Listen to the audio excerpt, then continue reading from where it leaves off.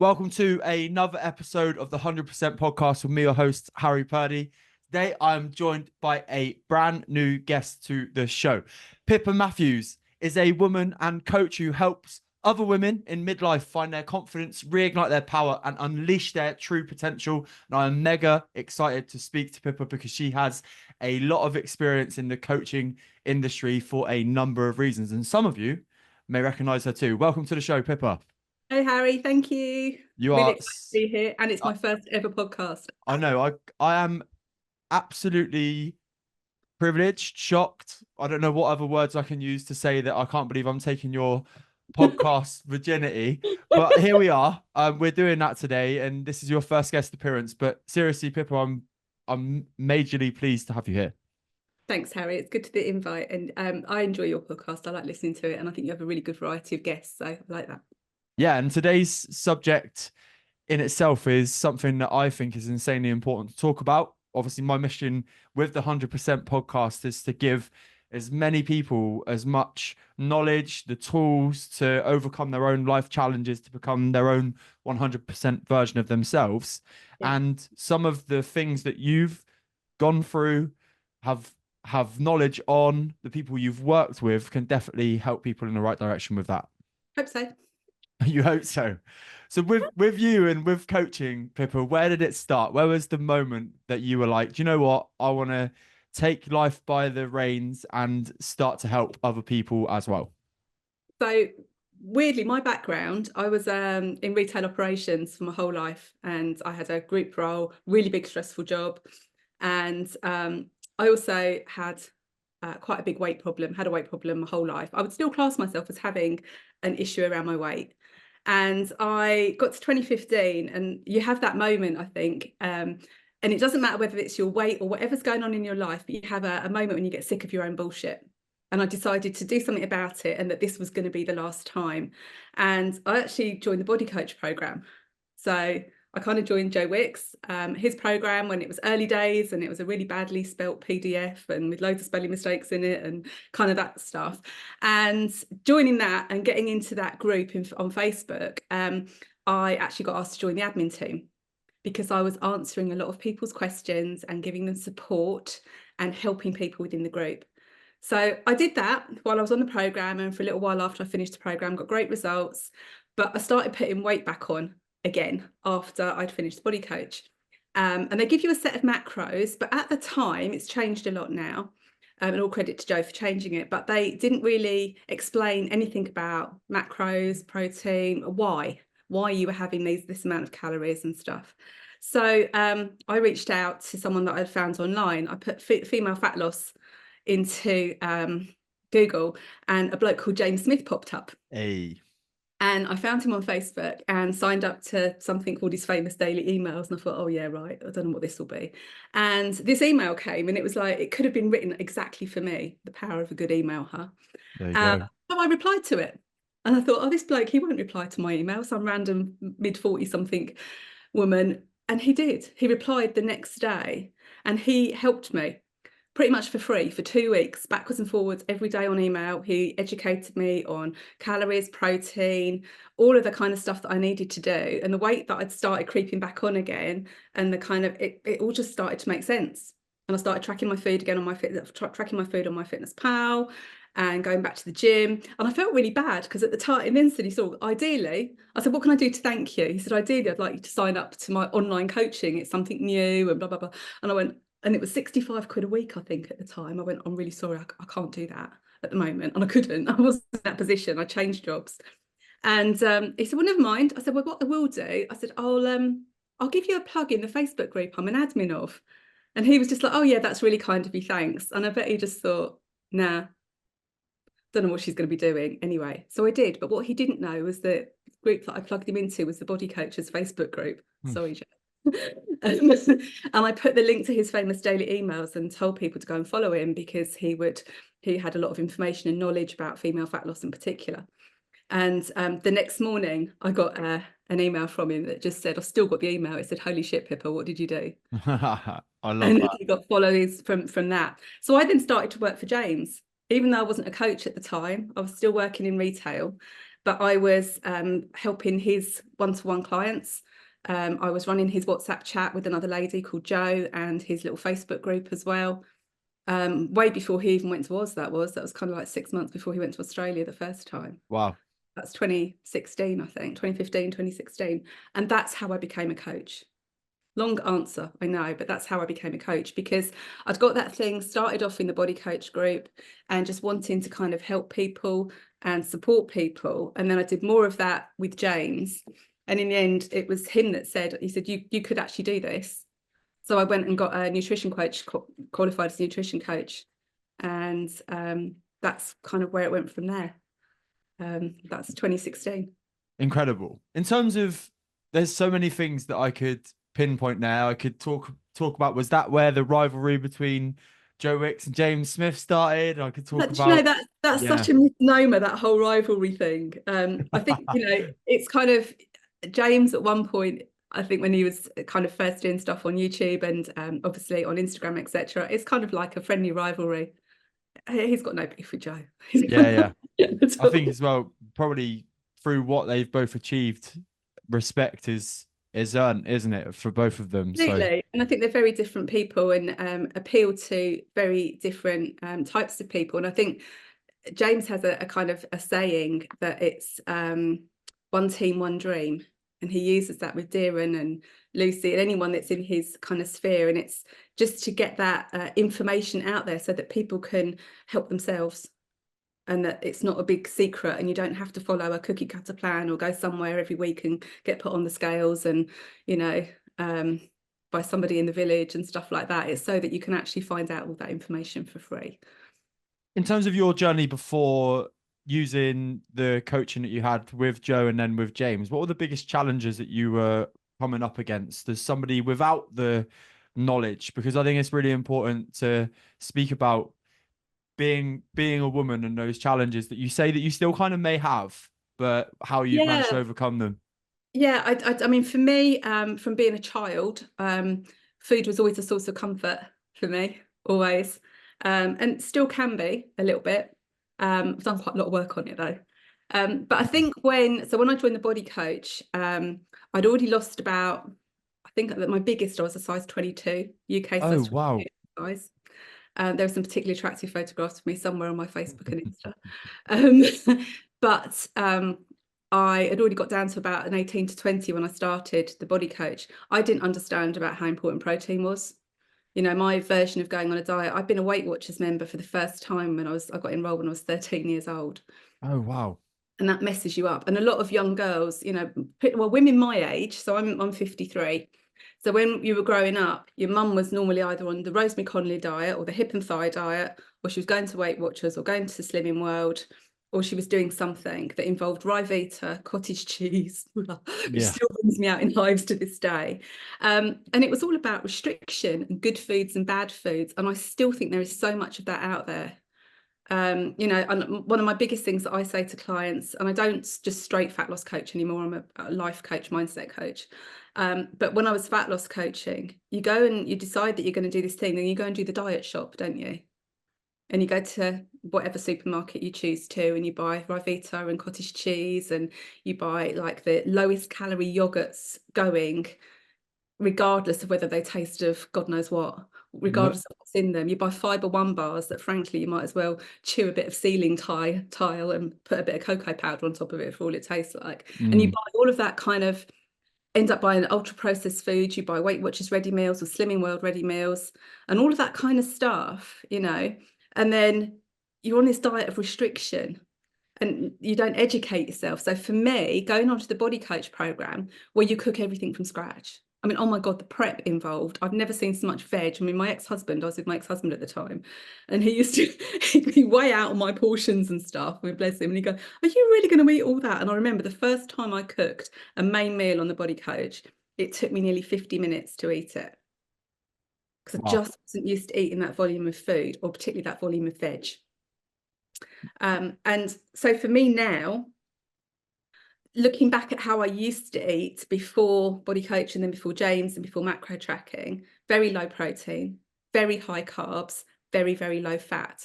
So in terms of like hormonal health, And in terms of things like hair and skin and nails and body repair and supporting all your hormonal functions, absolutely horrendous for all of that.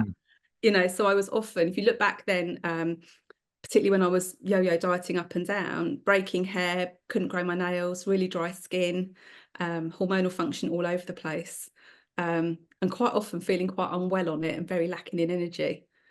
And now the difference is high protein, all of the veg, just give me all the veg, decent amount of fruit and really good fats, and don't be frightened of them.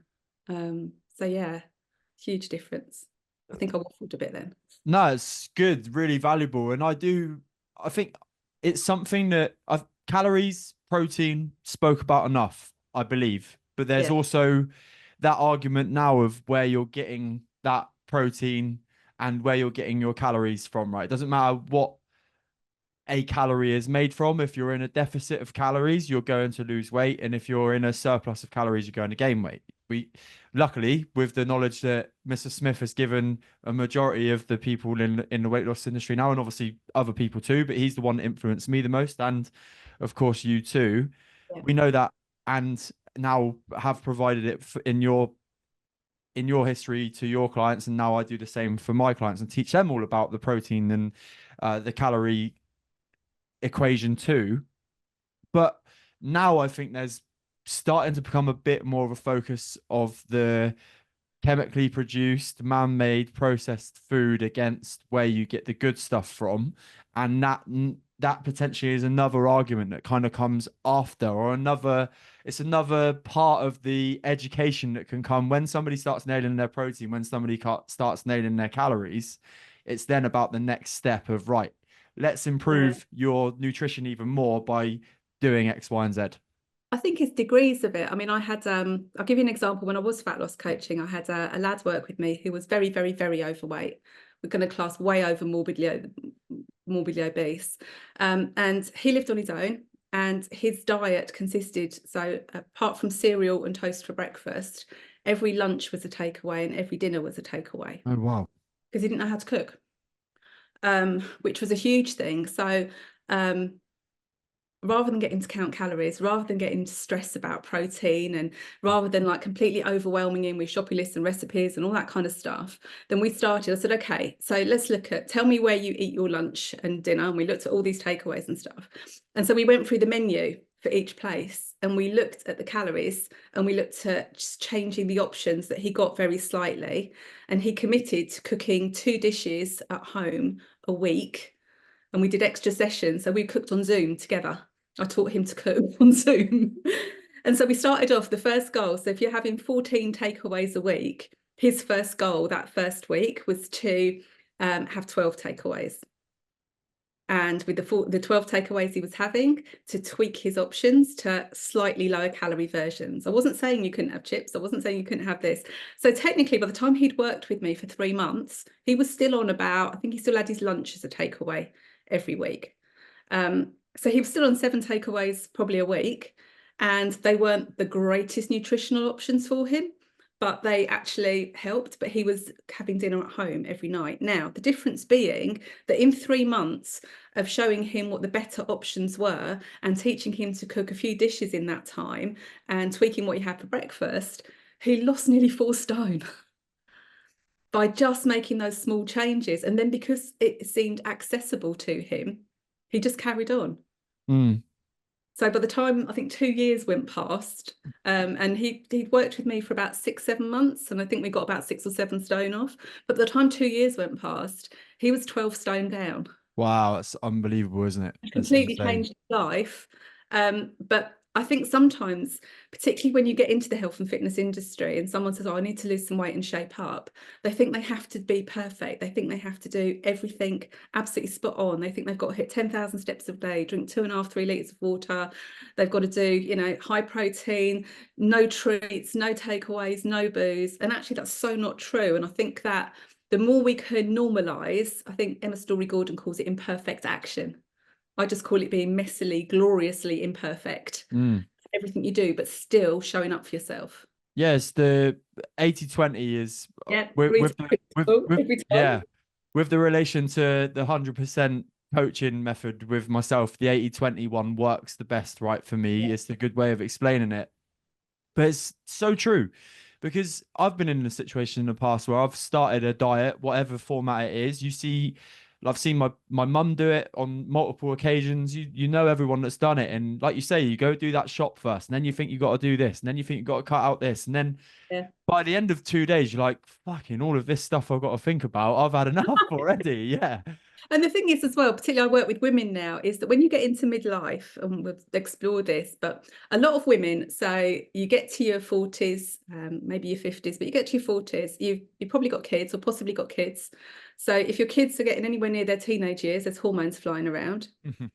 You've probably got aging parents.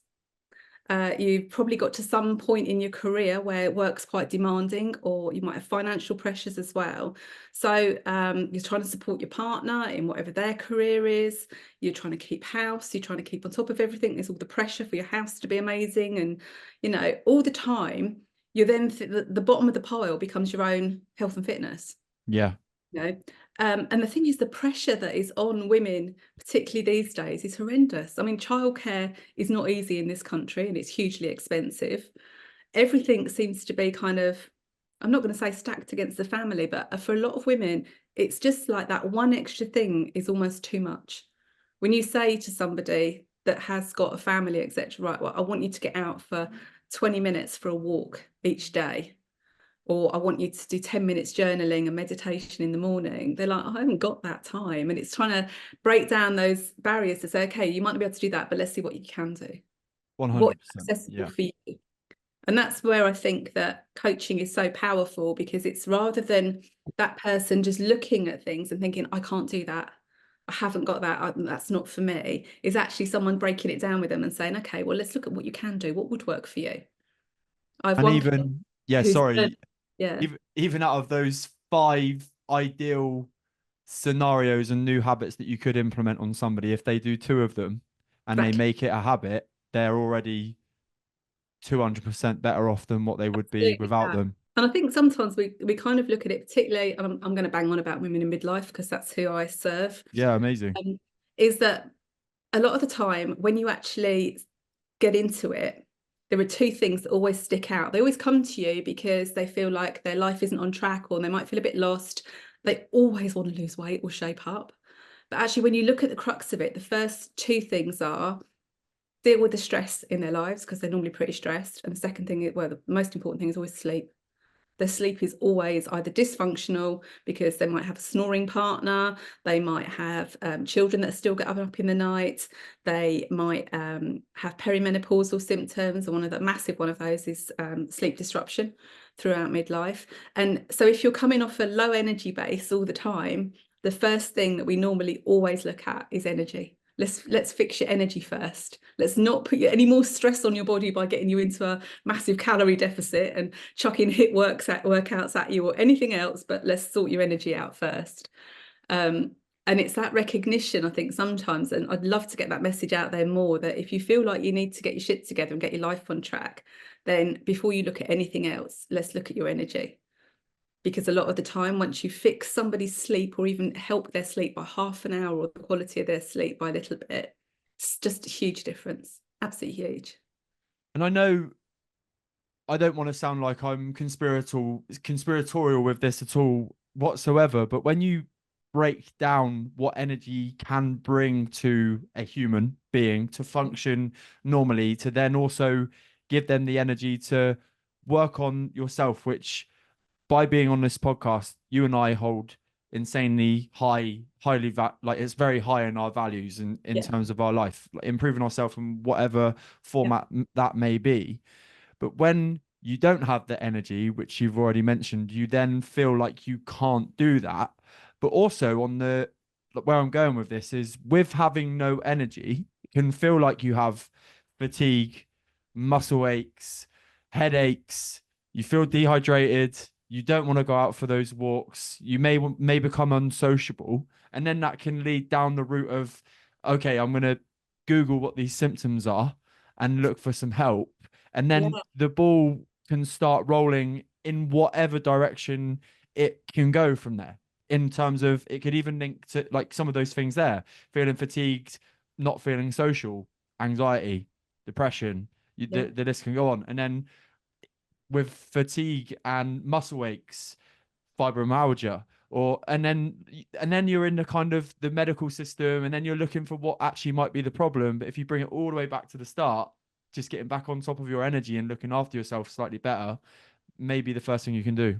I couldn't agree more. And I think, again, women in midlife, particularly if you feel, and we were going to talk about menopause, but my first realization that something wasn't right was in 2019. I was actually separated from my ex-husband at the time, but we were still sharing a house. And my energy was I was flying with work, but my energy was all over the place. My mood swings were all over the place. And I kind of looked at my cycle and I thought, this isn't PMT. But I felt like I was losing the plot. And I was kind of like, felt like I was unraveling, I would call it, over like a cumulative period of months. Until one morning, I came downstairs, the ex-husband had gone to work, and I went to make a cup of tea, and I'm standing there, and I'm looking at the kettle, and I've got a tea bag in the mug, and I'm thinking, what do I do now? And that was it. I convinced myself I've got early onset dementia just by Googling what's wrong with me. And I was so distressed, and then I started crying, and I got myself in a real state. And I rang my ex-husband at work, and I was like, I think you might have to come home. I think there's something really, really wrong with me. I think I'm having a breakdown. And he was like, what are you on about? He said, well, I've actually been a bit more weird and ratty and stuff at the moment. I said, well, I just need you to come home. Anyway, so he came home, bless him, took one look at me. I was sat on the kitchen floor with the dogs in tears, absolutely floods of tears. And he was like, right, well, we need to go to the doctor then, don't we? Do you want me to come with you? Yes, please. We're still really good friends, by the way. So off we went to the doctor. GP was really good, really, really good. But tried to put me on antidepressants. So he asked about what had happened in my life in the last he said, what's going on? Are you really, really stressed? And I couldn't really say much. Ian explained that we'd separated, we were sharing a house, there'd been some financial chaos, there was a lot of change going on. He was actually dating somebody else, who is lovely, and he's still dating her. But there was quite a lot going on. And so my GP just decided that I was really, really stressed and overwrought, and that there'd been a lot to deal with, so that antidepressants would be the best route. And I'd only tried them once in my life before my mum died. My mum died when I was 27, and I didn't like them. And I was really resistant. I said, I don't want to take them. He said, well, you take the prescription. I want you to go and fill it and try them and come back to me in a month. So we went to the chemist, filled the prescription, and got home, and I sat down and I said to him, I said, this can't be right. I said, look, I don't feel depressed. I said, I just feel there's something not right going on. And he said, well, that'll be the chemical imbalance, your GP told you about in your brain. So that was it. He went back to work. I got my Mac out and I started Googling. And I didn't stop. I was still Googling when he came home from work 5 hours later. And I found a rabbit hole of perimenopause symptoms and came across Dr. Louise Newsom for the first time. That was in 2019. And realised that actually I had got all of the classic signs of perimenopause. I hadn't realised what that was. And even if it was a thing, I was kind of 48 at the time. So yeah, night sweats, itchy skin. That was a mad thing for me. It's like itchy skin all the time, brain fog, forgetfulness, forgetting your train of thought in the middle of a conversation, which classically I was about to do this. All of these kind of symptoms, feeling like really tearful for no reason, then feeling absolute blind rage the next minute, being all over with your emotions, muscle aches, joint aches, feeling like really, all of a sudden I was feeling like a little old lady when I got out of bed in the morning. And I was going through, and it took me at that time, I mean, obviously now, if you Google perimenopause symptoms, there is so much out there. But in 2019, it was still under the radar. And so I found all this stuff, and I phoned the doctor's surgery, got my doctor's email address, and I sent him, I said, this is actually what I think is wrong with me. So I got a message from the GP next day, okay, come back in. And he said, okay, we'll try you on HRT. He said, I don't think it is, but we'll try you on HRT. I was like, oh, thanks. And that it took a few months to get that right. HRT quite often, it takes a hit and miss time. It depends whether you use patches or gel or what works for you or what the dosage is. But it worked for me. It took probably about 4 months to get me feeling right back up there again. But in the meantime, I managed to blag myself. I spoke to Dr. Louise Newson on Instagram, and I blagged myself on a 1-day course that she did in February 2020, just before the pandemic hit. It was for first line clinicians, and I said, "Oh, I'm a nutrition coach, but I deal with a lot of women. Can I come?" Well, don't see why not. So some of it was a little bit over my head at the time, but I went along, and it's just like a whole new world.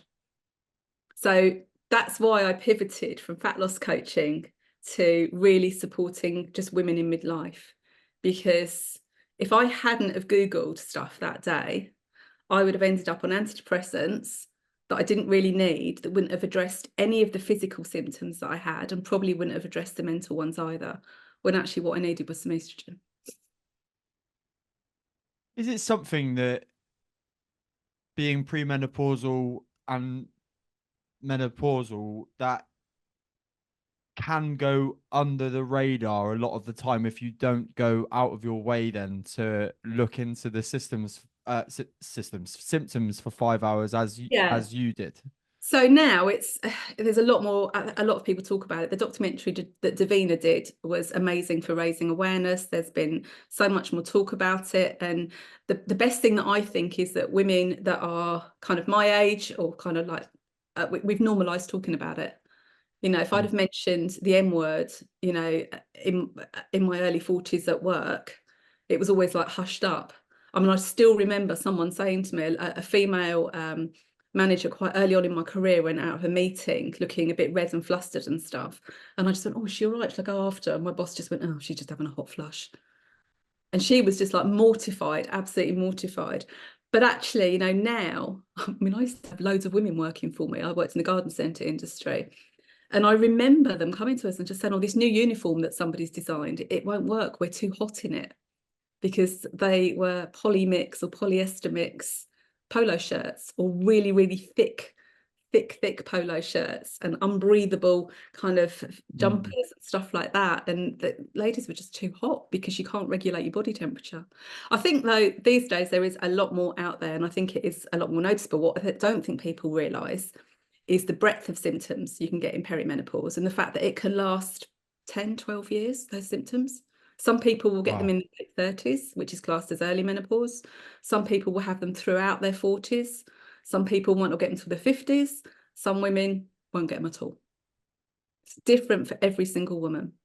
And then when we talk about the challenges and the goals that people in their midlife want to achieve, as you always say, they always want to tone up, they always want to lose weight. That tends to be the thing that is always on the forefront. And again, for obvious reasons, through what's plugged into them, what the history of diet and systems they've been in before, it's kind of they've never really got to the bottom of why it is that they're not able to sustain that weight loss for a long time. But when they get to that period of their life, then it becomes more challenging. So how then, if you're in that stage of your life, can you get on top of it properly and ensure that you get the goals that you're after? So it's looking at things differently. And I think there is, I don't know, it's like a switch flicks in your head at some point in your late 40s or your early 50s. And your attitude starts to change, particularly if you come to work with me. Your attitude will definitely change, because you realize what's important. You stop giving a shit about what isn't important. You stop caring so much about what people that don't mean anything to you think, and what other people might have an opinion of you. The thing is that it's, rather than putting huge pressure on yourself, and rather than labeling yourself and saying, "I've tried losing weight before," or "I've tried getting a promotion before," or "I've tried to get fit before and it hasn't worked," we have such an all or nothing mentality that it's kind of like, right, okay, so if you've got a goal, and I mean, you'll know this obviously as a PT and a coach yourself, that if you've got a goal that you want to drop some timber and you want to get a little bit fitter, but you are suffering from perimenopausal symptoms, then it's like, have you been and talked to your GP about it? Did you realise that these resources are available? Guide them in the right direction. But also, it's like, look at those symptoms. So on a day that you've had great sleep or a good sleep and you feel like you're raring to go, then what's the optimal day look like? What would you really love to do? Is it 8,000 steps? Is it a 20-minute workout at home? Is it getting 5 portions of veg in? What does a good day look like that will get you closer to your goals? But then it's also the opposite of that. And it's looking at, okay, so if you have a rough day, and I mean, this goes for new mums as well, to be fair, if you've had a rough night's sleep, if you feel tired, or if you wake up and you've had a hot flush in the night, or you wake up and you're feeling really creaky, what's the minimum you can do on a day like that, that's pushing you very, very slightly, but you can still do, so you still know you've achieved. So that might be, so if 8,000 is a good day, 8,000 steps, that might be 5,000 steps. That might be, okay, well, I'm going to get veg in with 2 meals. That might be, I'm going to do a 20-minute stretch or gentle yoga session and not stress about not getting my workout done.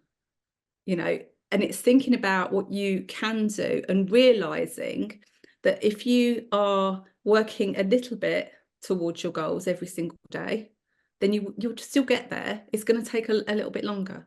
Patience is something you have to learn, unfortunately, when you're trying to do this in midlife, because the crash diets or the 6 or 8 week quick fixes or the, you know, like lose a dress size for summer, all of that, sorry, any PTs listening, all of that bullshit is not going to help a woman in midlife, because it's putting pressure on her that she hasn't got the headspace or the physical energy to cope with.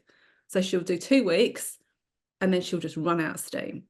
But actually, what you kind of need to teach her to is to be compassionate with herself, is meet herself where she's at.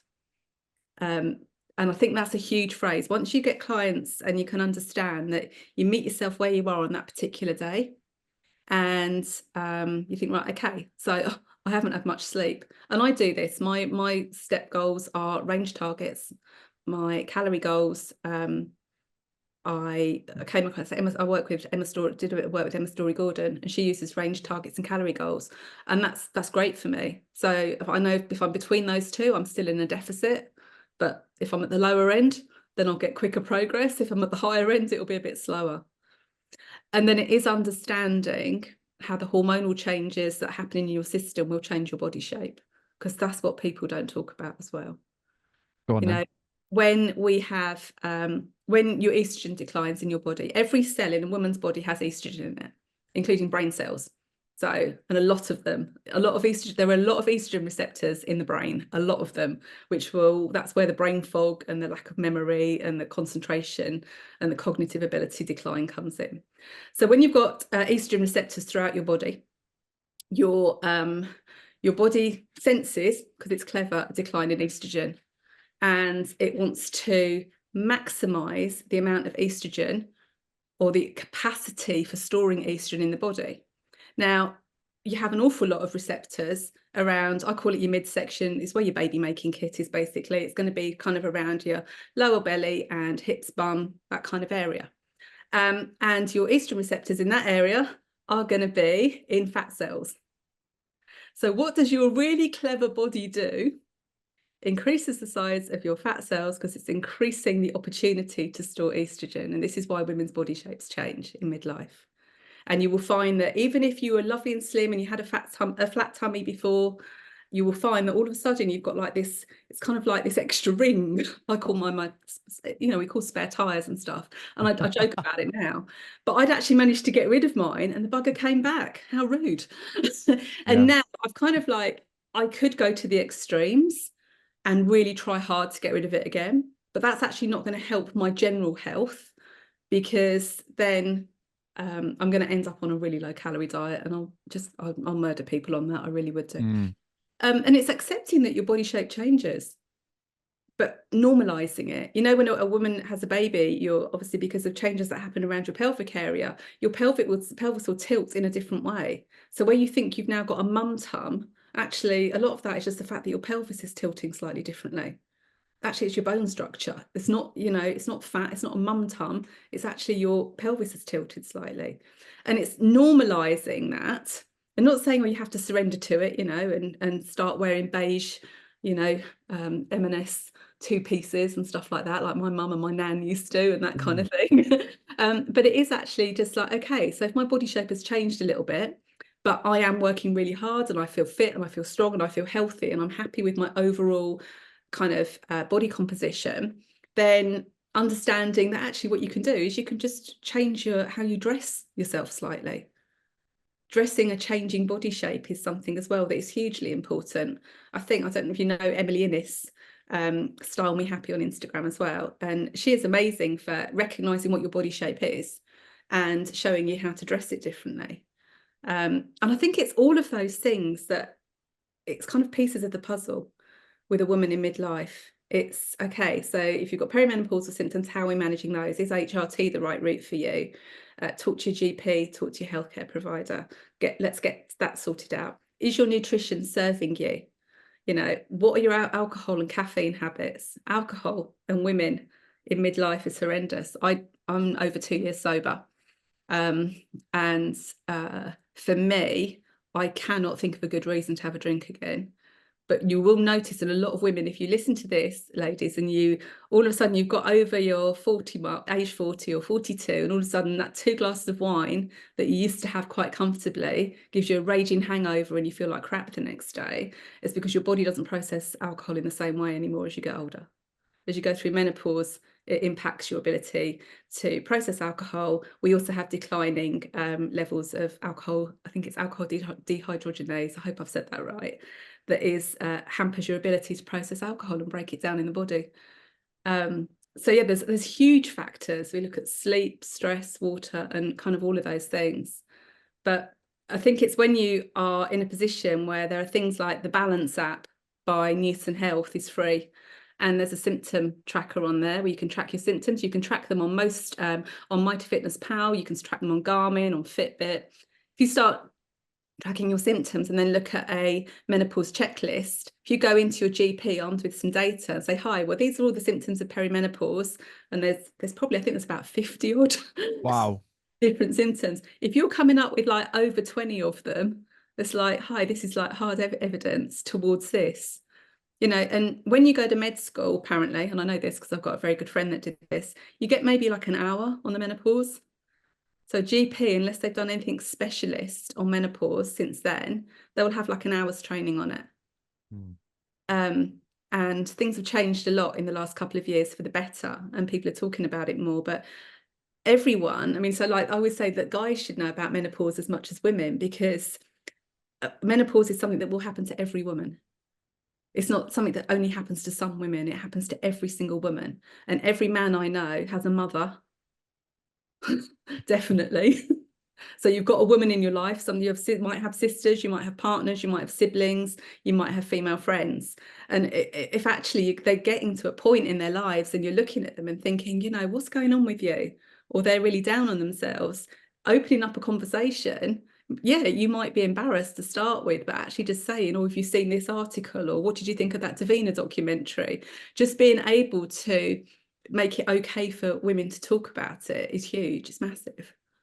And honestly, guys, it would help you as well. If you know, I remember, you know, at one point, my ex-husband, probably about 2 months before we got to this point, and I was having a particularly grotty day and I was quite grumpy, and he actually said to me, he said, for Christ's sake, what is wrong with you? He said, are you due on? And that's literally red flag to a ball with women. We will rip your head off. But actually, there are ways to talk about it. And there are ways to just say, you know, I read this article, or I saw this, or I followed this woman on Instagram and she was talking about so-and-so. And although you might get a prickly response to start with, if you're the woman in your life, whoever they are, your mum, sister, whatever, has gone away and done a little bit of her own research, it's having that open up that conversation. She might think, well, actually, that might be me. Shit. Yeah. Because think about it, it's pretty, oh my God, menopause. That's it. I'm old now. My life is over. And I think as well, especially from a personal perspective, like of course, my mum is still alive, and I know she won't want me to talk about her too much on here, but what I am saying is it does allow you, or it does make you think about being more sympathetic. And I don't mean that in a patronizing way, but just what was manageable or new traits, let's just say, regarding being a little bit more spaced out in conversation, maybe one of the reasons why that is happening, right? And being 32 now, and wanting to impact more people, finding out about this thing is something that I want to do, and I want to help more people when they come into that challenge themselves. And I remember the first ever experience of menopause and having to deal with menopause myself was I used to be a rep at my old job. So we're talking 6 years ago now. And without going too much into the story, there was a woman who had been off sick a lot. And like with any big company, they they obviously don't like the sickness. They want to try and discipline people if they're off sick a long time, etc. And when I was speaking to this person and about their symptoms and stuff, it was like quite horrendous, the stuff that they were going through, and they were really upset because they were going through the menopause basically. And I had to go away and make a case as to why that the disciplinary procedure shouldn't be used against this person, because genuinely, biologically, nothing that they could do about it apart from the stuff they were already doing with the GP. And it is life changing. You do feel, and actually you're perimenopausal until you don't actually know when your menopause day actually is until you've gone 12 months without a bleed, without a period.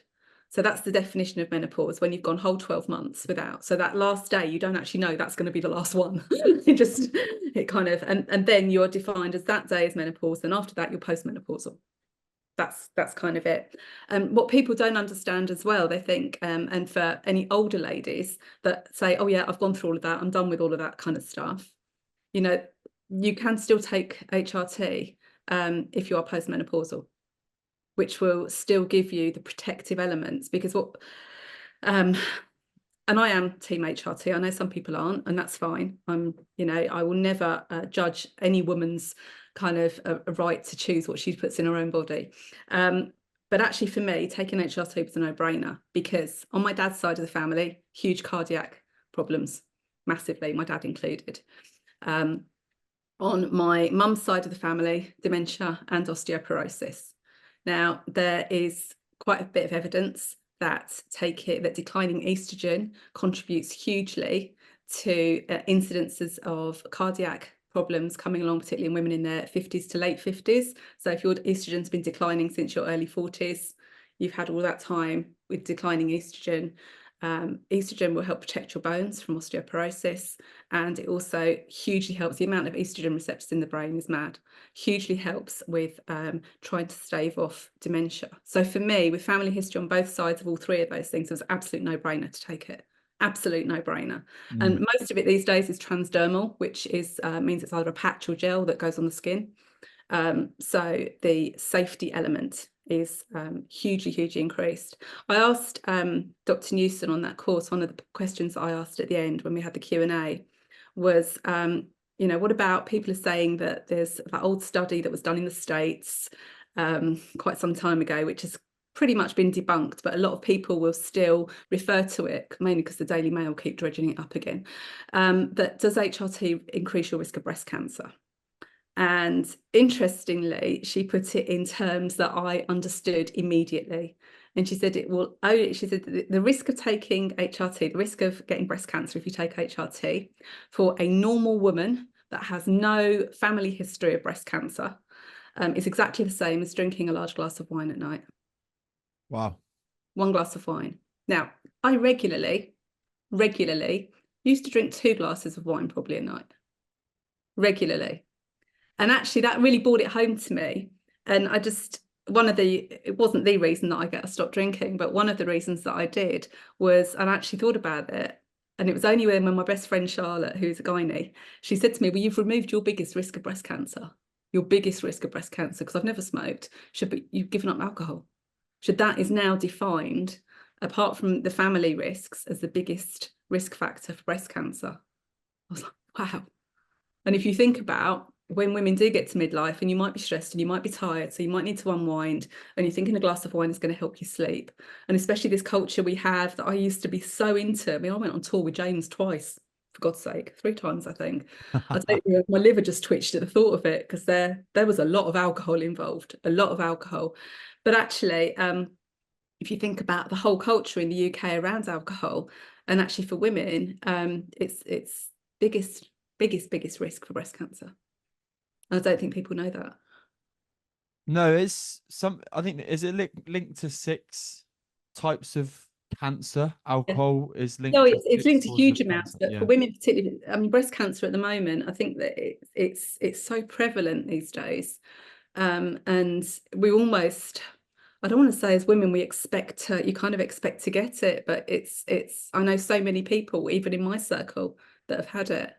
And so for me, like, that's another good reason not to drink again. Unreal. Literally amazing. So much value there, Pippa. Thank you so much. One more question before we move on to a different subject is in relation to what we've spoken about and energy and those kind of things. What are the 3 habits that you have sustainably kept in your journey and your challenges with what you've gone through in midlife that you would advise others to try for a period of time to implement in their life to protect their energy and protect themselves as well?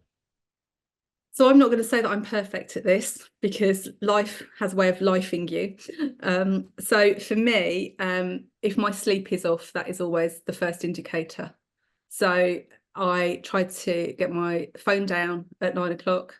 I am a bit of a granny. I'm normally in bed by 9:30 reading, or maybe 10 o'clock at the latest. And I try to get a decent, for me, some people be less, I need 8 hours sleep. If I don't get 8 hours sleep consecutively on a few nights, I always used to laugh and say I'm like the Antichrist. I went through a period in life when my sleep average started with a 2 when I was caring for my dad. And I was like a space cadet. I was like an absolute space cadet. It was horrendous. But yeah, so for me, sleep is the big one. The other one, secondly, which people kind of don't get a handle on, is hydration. So I'm an absolute water nut. I've always got one of these near me. I drink 3 of these a day, so 3 litres a day. If I don't drink enough water, so obviously we need that for so much in the body. I wear contact lenses, so my eyes get really itchy and tired easily. My skin feels really dry. My joints creak. I just don't feel kind of energized unless I'm drinking enough water, unless I'm hydrated. And then probably the third thing for me is movement. I think it's really easy, particularly when you work from home like I do, that you don't move enough. You don't kind of realise that if you're sitting all day, I've got friends at my age that say, oh no, my knees really hurt and my hips really ache. Well, it's because you're sitting too much. So, A, get your steps in, but B, also get flexible. For me, I'm not particularly good at yoga, and I'm not particularly good at Pilates. But what I do, I've got this little routine that I figured out in the mornings, which is a combination of a warm up I used to do at one gym. It's a bit of what Jamie Alderton used to do in his Grenade 8 challenges, or his 8-week challenges, and a little bit of stuff that I've picked up online from yoga. And I do this 15 to 20 minutes in the morning I call it getting bendy. Getting bendy, nice. Yeah, and do cat cows and just stretches and movement and opening my hips up and opening my shoulders up. And that is a game changer. Making me have to stretch that here.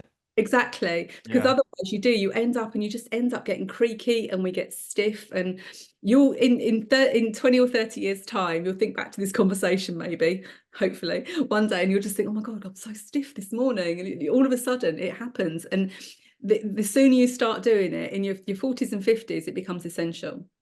It probably took me, if I'm totally honest with you, in my journey of like since 2015, 16 of my fitness journey, losing weight, all of this kind of thing, to where I'm at now, until the start of last year, to start taking mobility and flexibility more seriously. Yeah.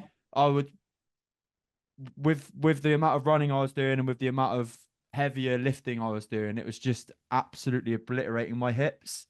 I remember a physio telling me that if I weren't to get a handle on the mobility in my hips, you're asking for all kinds of trouble. So anyone who's listening who's got that tightness in their hips when they're waking up in the morning, seriously, get a hand, because you just invite. I think when you think about your bodies in general, and this is something, again, I don't mean to preach, but there's been levels. I'm going on a bit of a tangent here, but there's been levels of what I've implemented into my life and what's worked. And the more that you play the level, the more that you play the game of the level, the more advanced you get at that level, and then you can take on the next level above it, right? And I think that can come in with anything that we've spoken about today at whatever age. Yeah. And you mentioned the patience word as well in that little tangent.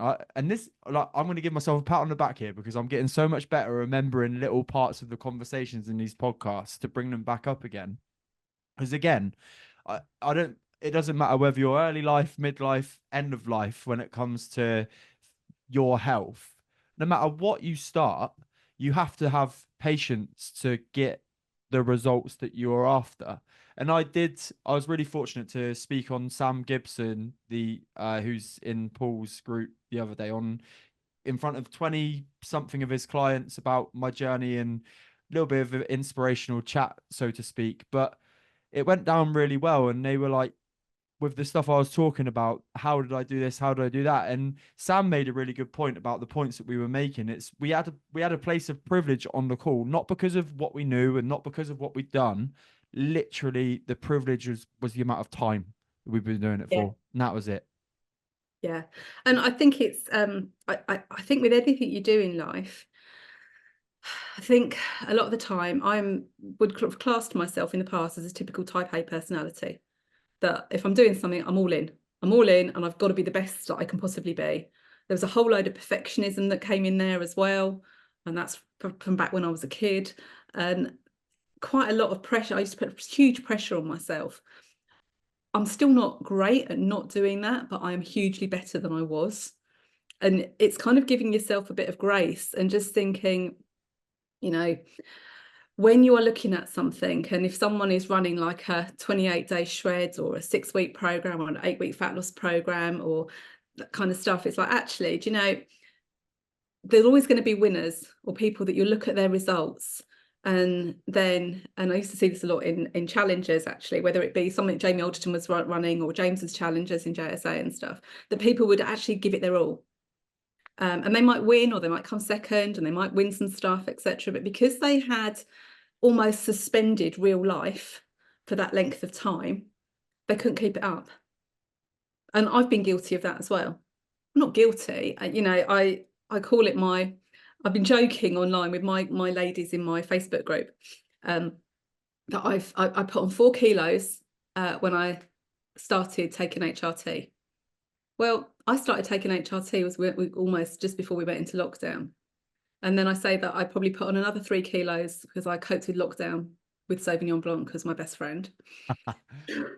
And then I just kind of come out of that and was getting my act together again and was really flying with work, and my dad got sick and I stopped looking after myself completely.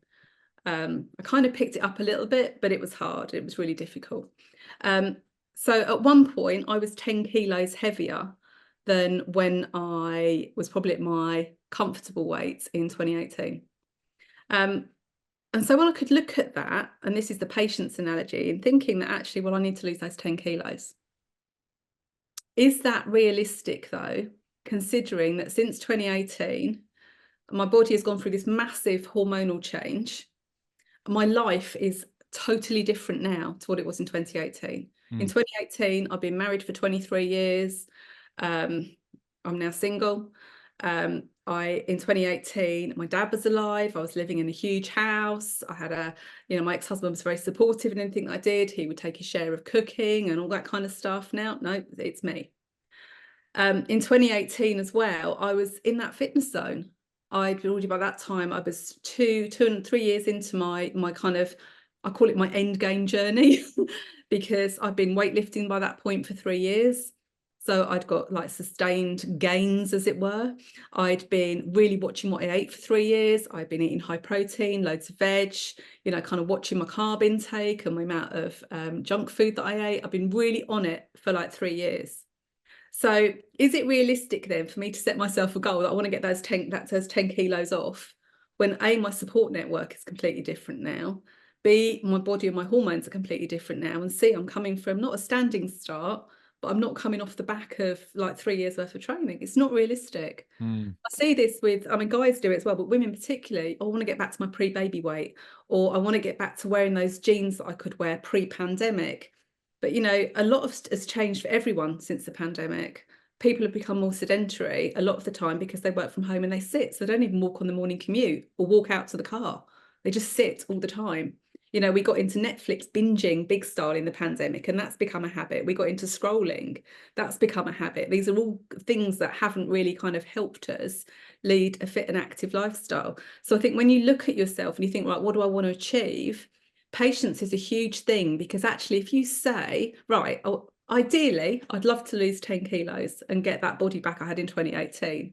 But actually, I love the body that I've got, because it's just got me through like 6 really bloody hard years, really shitty years that have been really tough. And actually, I'm going to say thank you to her. So actually, what can I do for the body that I've got now? Well, I probably could do with shedding a few kilos. But if I eat better, if I move more, if I get to bed a bit earlier, if I manage my stress levels, if I make sure that I am connecting with people, that I'm not isolating myself, if I find fun stuff and lots of joy in my life and make it full, then actually, though, that weight comes off over time. But what does happen, if you focus on the whole of your life rather than just losing weight, the weight loss becomes a byproduct. If you focus on your mindset and your energy and kind of just fueling a life that you love, the weight loss is a byproduct. Yeah. And I think then that whole, it changes your perspective a little bit. And I know I don't want to sound patronising because I'm a lot older than you, but it does, the older you get, your perspective does change. And actually for me, it's really interesting because I was talking to a friend the other day, and this is a friend that before we would have agreed to meet for lunch, and we would have probably killed, I don't know, a bottle of Sauvignon Blanc, maybe a bottle of Prosecco as well between us at lunch. And then we might have gone for a walk, and then we'd have fallen into a pub. And then I'd have poured myself into a taxi after a couple of large gins in the pub and come home and fallen asleep on the sofa, woken up and ordered a pizza.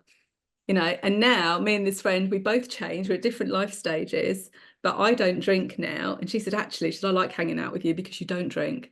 I don't feel the pressure to drink. So now we do healthy stuff. We still go for brunch, but we don't do a bottomless brunch. And we still go for a walk, but then if we fall into the pub, it's not a pub, it's a coffee shop. And it's kind of the joy in figuring out that you're okay with not following the crowd as well. That's the absolute joy that comes with midlife, is because you just don't give a shit about things that don't matter anymore. Yeah. And all of that sound like it is amazing. And you and I have both been on our own weight loss journeys as such. And you spoke right at the beginning about that moment where you realized that you had to take control. You just get What's and I refer to it with my going for my first mile run and not being able to do it is the weight loss one. And then when it came to my mental health, which was a secondary journey altogether, was the moment where I looked at myself in the mirror and laughed essentially and was like, what the hell's going on right now? And when you're in that minute, and I spoke about this on the masterclass or whatever I did, the other webinar that I did the other night, where I literally, it was just me. It was just me. I was created all of those things on myself, by myself, for myself. And that was the biggest reality check, when I was literally looking at myself in the mirror and realizing. But do you think that you have to have that moment for that journey to start? Or do you think that it can be prompted by just starting it with an action that maybe we've spoken about today? I think it depends on the kind of person you are. For me, it was, I don't know, Morty talks about this a lot. You get angry about something and then you actually take action. And that's probably what I needed. I just got furious with myself. Mm. And with clients like that, I have a lot of people that would come to me, or in the past, they come to me from a point of self-loathing. And that breaks my heart, because I've been there. I've called myself all the names under the sun. I've called myself useless, fat, ugly, thick, unintelligent, use every adjective under the sun. And I hate that for people. And that's something that I always work on inside my programs with women, is how they feel about themselves. But I think the point is that you get to something and you just think there has either, and the phrases that quite often come to mind, there's got to be more to life than this. Why can't I do the thing? And then when you're then looking at other things and you're thinking about stuff, it's like, what's wrong with me that I can't do it? And one of the first sessions I always hold with clients is there is nothing wrong with you. With societal expectations, I'm not going to rage on about the patriarchy, but there is a lot of pressure on women to be a certain way, to look a certain way. You know, I was laughing back through the ages. You know, Marilyn Monroe was a size 16, and she was all hips and arse and boobs, and people thought she looked incredible. And then you get back to the 90s, kind of no boobs, no bum, skinny look, you know, and it's kind of like everything goes around in cycles. It's to extremes. But I think anyone that's listening to this, if they have that little niggling feeling, I want a bit of that for me. I want more. I wonder if I could do that. I wonder if I could make the change. And if they've looked at it before and they've thought, I can't commit to an all or nothing program. I can't commit to being perfect every single day because I know it doesn't work for me before. It hasn't worked before. Maybe just think about the whole thing about, you know, be okay with being imperfect. Be okay with being able to mess up. Be okay with laughing at yourself when it doesn't go quite to plan. You don't give up on yourself. When you go on holiday, this is a really good analogy for me. People always talk about if you have one flat tire, you wouldn't slash the other three. But this is the analogy for me is, so I always think about when I used to go on holiday to Cornwall, it's like a 6-hour drive. You know it's never going to take 6 hours because there's always going to be problems and traffic holdups. But it's kind of like the same as with when you want to try and change something in your life. It's like the 6-hour drive. So if you get out of my house and you go onto the M1 and all of a sudden there's an accident at junction 12, you wouldn't turn around and come home.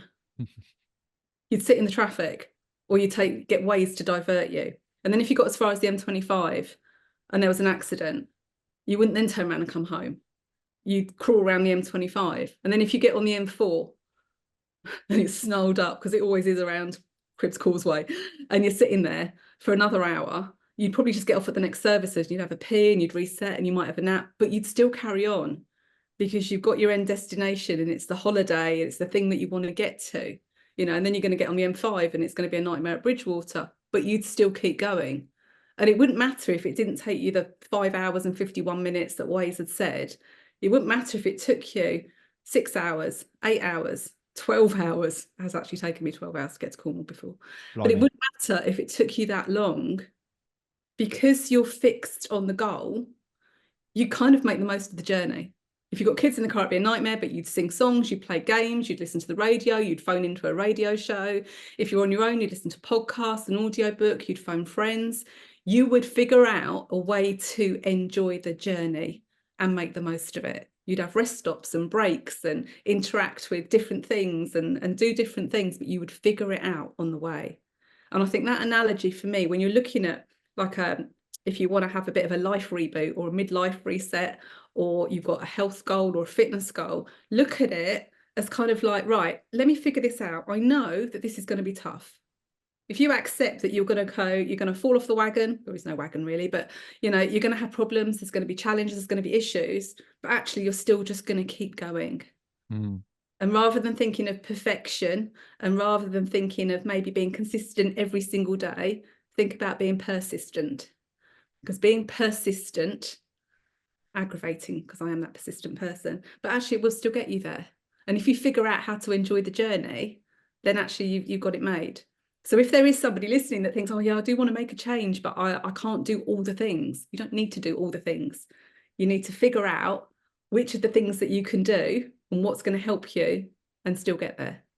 Absolutely love it. The one little thing I'd add to that is recently I've had a conversation with somebody that's just started running, and anybody that's done running, done events, it's quite a brutal form of exercise to go through, especially when you get to the longer stuff.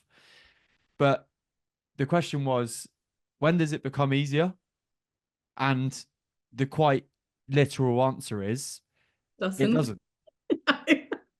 And I genuinely, not saying I completely think there's a mirror with it doesn't get easier when it comes to health and well-being. We won't talk about weight loss in general because I think this is more about energy and how we can create energy for people in midlife, specifically on your front, but just across the board, is that actually sometimes when you have created yourself multiple bad habits that you need to unwrap. The start of your journey is going to be difficult at some point. Now, some Yeah. days where you're going to wake up and everything seems easy, and then on other days, like you say, you're going to get to that junction on the M1. It's going to be chock a block, and that decision's there in front of you to be made, whether you carry on even through the hard decision or you turn around. And I think that is when I had the chat, when I had the conversation via DM, I just kind of laughed. I was like, even when I compare my first mile run I did back when I was 2016, that run on that day, I couldn't even achieve it, right? But if I could go out for a mile run tomorrow. I know I'd be able to do it because of the experience I have behind me. I've proven to myself on multiple times, probably whatever condition my body's in, I can go out and run a mile now. But during it, there might be a minute or 2 minutes or 3 minutes where it feels like shit. And I think Yeah. you just got to accept that in some ways. I think that was supposed to sound more positive than what it is, but actually, like, it comes along with the successes and the good times of whatever kind of journey that you're Yeah. undertaking.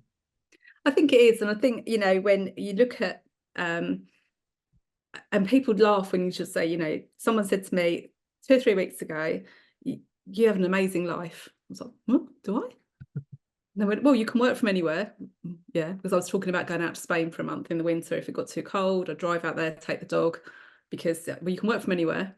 Yeah, you love your house. Yeah, I do. And you love your garden, and you've got this, and you do that, and you the other, and this and the other. And actually, I thought about it. I've got the life I've got because actually I planned it like that. I did. So we both obviously had Paul Moore as our coach.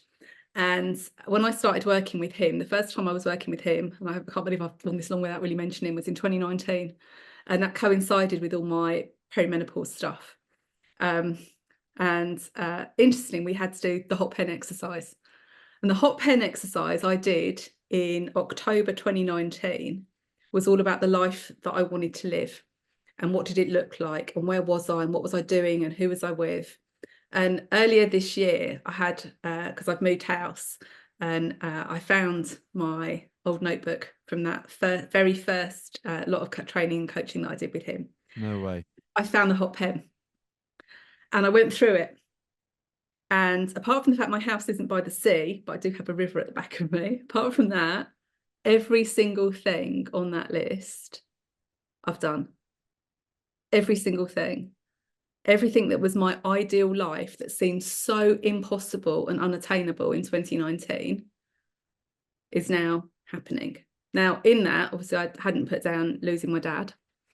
But yeah, it's amazing that when you actually kind of just keep chipping away, and bearing in mind that I didn't work for 18 months, probably nearly 2 years, because I was caring for dad and then trying to get recovered from caring for dad and losing him. But you just keep chipping away at stuff. And some days it's been really tough, and I won't maybe talk about it now, but I mean, most of last winter I was pretty much as low as you can get. So after I'd sold the house and moved out mid-October last year, probably October, November, December and January, and probably up until mid-February this year, was probably the lowest I have been in a very, very long time. But you just keep showing up and you ask for help, and you put yourself in spaces where if you don't show up, people notice. And they'll, you get a random message. You weren't on the coaching call, you weren't on the war room. What's going on? And you kind of put yourself in that environment, and the environment is so important that actually, because of the people that you associate with, because of your friendship group, because of your wider circle, because of how you have set yourself up, then when you do go through a tough time, because you offer support on the good times, there's that support there for you.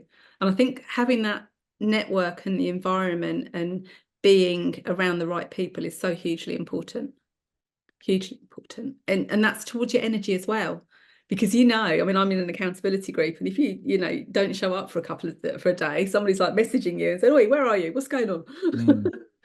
Yeah, insanely important, and a lush note to end on, because I think without the environment that you put yourself in by chance and also via choice across your journey, I feel like we've only scratched on half the like part of the surface in regards to what we can talk about today. So I can absolutely guarantee that you'll be coming back on the 100% podcast to talk about the other elements of the challenges you've gone through, because there's going to be so much value to gain from you there as well. But I am aware that we've gone over an hour already, so I want to give you a break from your first podcast and get you back on for a second one. But in all of those things that you've gone through, there's always those lessons that you can come from. But when you put yourself in an environment, do ask for help. It literally is as this is where it does become easy, because when you have asked for help once, it then becomes easy again. When you've put yourself in a good environment once, it then becomes easy to find better and good environments. When you've added a good habit to your life once and realized the benefits of it, it then becomes easy. When you've stopped doing a bad habit, i.e., drinking,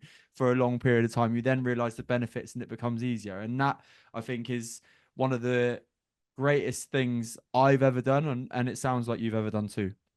Yeah, massively. And I can't agree more. I mean, the people that I've met through JSA, which is James's academy, has now rebranded it to Affordable Online Coaching, I think it's called. I don't know. I think so. But the people I met through JSA, through James, and then the people that I've met through obviously working with Morty for 5 years. I can't believe I'm working with him for 5 years. It's entirely my fault. Me and Kate Brown, we were on Unstoppable 28 in September 2019.